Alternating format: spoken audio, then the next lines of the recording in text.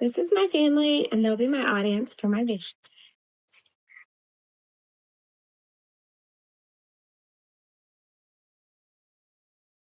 Hello, everyone. My name is Amy, and I'm going to talk to you today about true crime podcasts and criminal investigations. So we're all familiar with a true crime podcast. We normally listen to it on a long drive or while we're folding laundry, but it's so much more than background noise. Serial, Crime Junkie, and Mr. Bond are podcasts that are taking storytelling and turning it into a tool for awareness, investigation, and accountability.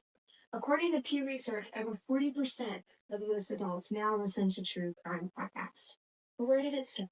It started with a very niche podcast named Serial in 2014, and after that, it just spiraled and took flame. And now there are hundreds and hundreds of true crime podcasts that you can find. A few of my personal favorites are Bailey's Arian and Mr. Ballin.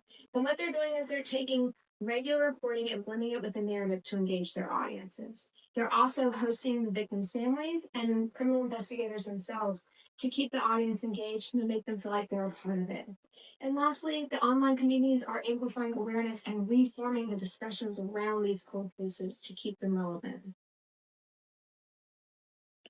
What impact do they really have, though? Well, they have a really big impact.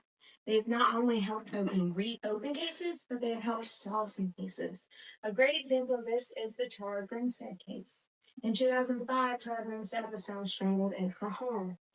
Due to the Up and Vanished podcast, who worked really hard and brought in new tips and information, they were able to arrest Ryan and Bo Duke in 2017 and help close this cold case.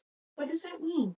It means that it's working, and it means that detectives now see the potential here. So detectives themselves are asking to be on these shows and asking for the public's help. It's giving a new trust and transparency between the public and the criminal investigation system.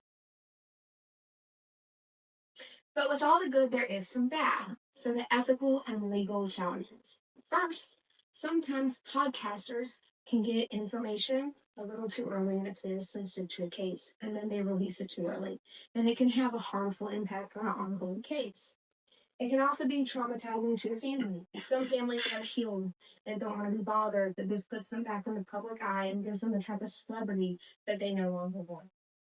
Also, podcasting has no traditional standards. While traditional media has standards and a code of ethics that's put forth by the Society of Professional Journalists, it's very strict and it's a very rigorous process, but there's nothing like that in place for podcasting. So what does that mean? It means that a podcaster could take a biased opinion and present it as a truth, and the listener wouldn't really know. So we need to develop a system to where there is some standards held for podcasting, but still keep their freedom of speech open. Modern storytelling and justice. Mr. Bond once said, telling a good story is very simple. But what does that mean? It means the crime itself is the story. So keep it simple. You don't have to fluff it up. You don't have to make it extravagant. Keep it simple, and that's what's going to engage the audience. Podcasts are merging journalism, narrative, and public engagement. And keeping it simple will keep it that way. They are raising awareness from a range of things from forensic tools to victim rights. They are showing and spreading concern for every part of the criminal investigation. These audiences are contributing tips, and more importantly, they're holding accountability. They're holding accountability to the podcasters, the investigators, and the criminals themselves. And they're not letting go. And last, they're showing how storytelling can connect communities. It's no longer just on your late night, 5 o'clock local news. These stories are now being spread nationwide and getting attention from a larger audience with more information. So in conclusion, true crime podcasts have shaped how we not only follow, but understand past, current, and future criminal investigations. They will influence the awareness, investigation, and complete reform of how a case is solved. And most importantly, they offer podcast hosts and listeners a chance to fill not only a curiosity, but a